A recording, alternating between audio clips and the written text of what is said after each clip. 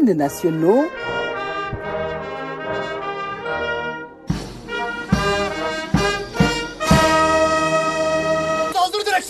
tous les honneurs sont réunis pour marquer une visite exceptionnelle. Le Premier ministre est accompagné d'une forte délégation de ministres, de directeurs généraux et de membres de son cabinet.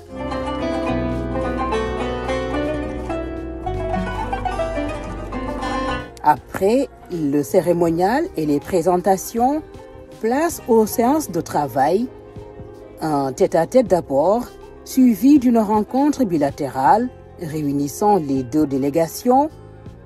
La journée sera couronnée par cette cérémonie de signature de plusieurs accords. Permettez-moi, Excellence, d'abord de vous transmettre les salutations de votre homologue, votre petit frère, votre ami, son Excellence le Président Bassirou Diomaye Diakhar Faye, qui m'a missionné pour venir aujourd'hui faire cette visite en Turquie, une visite extrêmement importante pour nous.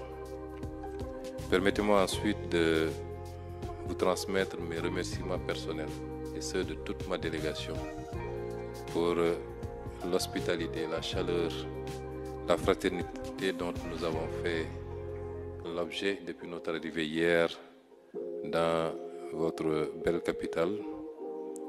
Et je ne doute point que le reste de notre mission sur les 3 jours à venir se déroulera de la même manière. Monsieur le Président de la République, cette mission est importante pour nous.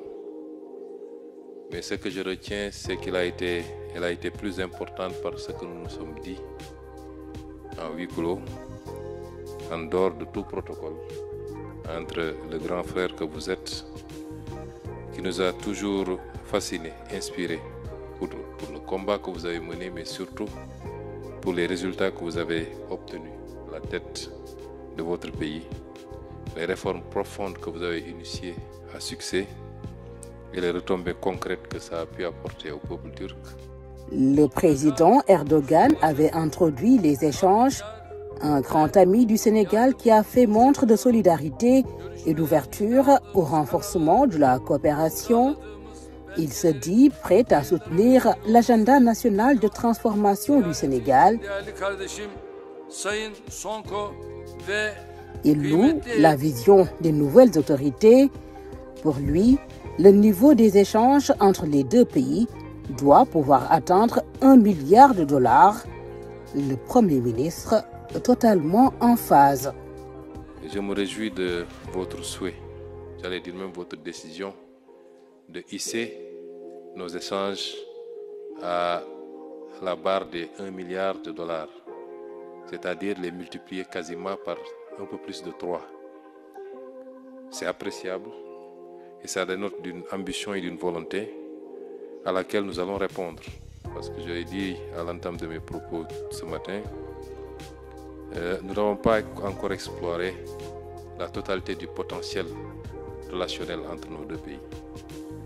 Et sur tous les secteurs que vous avez tantôt cités, l'agriculture, le secteur des énergies, le secteur des transports, dans ce que nous essayons de faire dans le cadre de la vision 2050, la Turquie a sa place à nos côtés en tant qu'investisseur, en tant que partenaire stratégique et institutionnel. On compte quelques 100 entreprises turques présentes à Dakar. Le président Erdogan se réjouit également de leur performance. L'Afrique est pour lui l'étoile montante. Aucun pays ne peut tourner le dos au continent, dit-il. Et je peux vous assurer que pour le Sénégal singulièrement, vous avez en face de vous, désormais, par le leadership du président Bassirou Diomaye Faye et mon gouvernement personnel, ces leaders africains de nouveau type, ces leaders africains décomplexés, conscients de leurs responsabilités, qui ne demandent pas la gratuité, qui n'attendent pas de l'aide, qui veulent de la collaboration saine. Et chaque pays est fier de sa souveraineté, est fier de son indépendance, veut commercer dans un monde ouvert et libre, mais dans le respect mutuel, comme vous l'avez rappelé tantôt. Et nous sommes heureux de voir que la Turquie développe cette doctrine, cette façon de voir le monde. Et la Turquie aura toujours sa place en Afrique de manière générale et au Sénégal. La question palestinienne est également largement revenue sur les échanges. Le président Erdogan a salué la position courageuse du Sénégal, le Sénégal qui a toujours été pour lui du bon côté de l'histoire, une posture assumée et réaffirmée. La question de Gaza est une question, j'allais dire la question de la Palestine de manière générale. Ce qui se déroule sous nos yeux et qui ne peut être qualifié autrement que par un génocide planifié et une volonté d'accaparement de territoires entiers ne peut pas être accepté. Et le Sénégal a toujours eu une position constante sur la question de la Palestine, et à la tête du comité pour la défense des droits inaliénables du peuple palestinien depuis sa création, continue à élever sa voix à chaque fois que de besoin pour dire non à ce qui se passe actuellement et que rien ne justifie. Ça ne se passerait pas si ce n'était pas parrainé par des puissances qui ferment les yeux et les mêmes puissances qui donnent des leçons au monde entier. Aujourd'hui, c'est des bébés qui meurent parce qu'ils n'ont pas accès au lait. C'est des personnes adultes qui souffrent de famine. C'est une situation sanitaire intenable. Et au XXIe siècle, cela est parfaitement inacceptable. Monsieur le Président de la République, vous me permettrez de saluer votre leadership sur cette question parce que vous faites partie de ces leaders qui refusent de se taire face à cette injustice, qui la dénoncent avec véhémence et nous en félicitons. Nous vous encourageons également à côté du président Bassirou Diomaye Faye qui en fait de même à chaque fois que de besoin. Pour finir, Monsieur le Président, je solliciterai avec beaucoup d'insistance votre accompagnement sur cette période. Au-delà de ce que nous voulons faire, nous pensons qu'une Turquie déterminée à côté du Sénégal pourrait nous aider à rapidement traverser cette période un peu difficile pour nos finances publiques.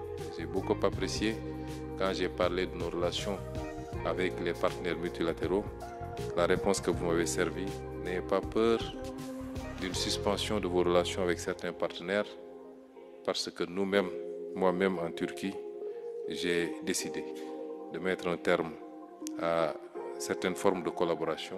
J'ai remboursé ce que nous devions et nous comptons sur nos efforts endogènes. Je peux vous assurer que dans le plan de redressement que j'ai présenté la semaine passée aux Sénégalais, nous comptons à plus de 90% sur nos efforts endogènes en termes de mobilisation de recettes fiscales, en termes de réduction du train de vie de l'État, mais également d'autres aspects qui peuvent intéresser le secteur privé turc, notamment le recyclage d'un certain nombre d'actifs, les actifs portuaires, aéroportuaires, autoroutières, pour lesquels nous cherchons des partenaires. Convergence.